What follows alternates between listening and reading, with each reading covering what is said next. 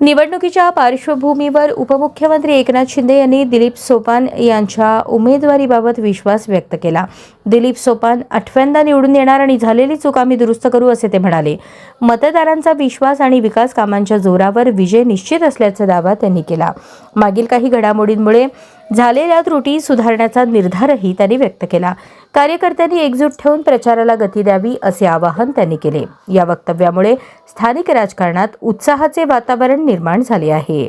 सगळ्यांना जे दिलीप सोपल एवढे वर्ष इथं काम करतायत, या जिल्हा परिषद पंचायत समितीमध्ये त्यांच्या पाठीशी उभे राहा। यावेळेस किती 7 वेळा निवडून आले, आता 8व्यांदा निवडून येतील।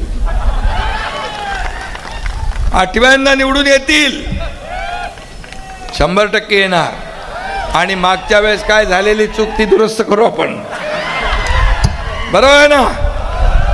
पक्की दुरुस्त करू आणि दिलीप सोपल साहेबांचा देखील मान सन्मान आदर सन्मान राखला जाईल।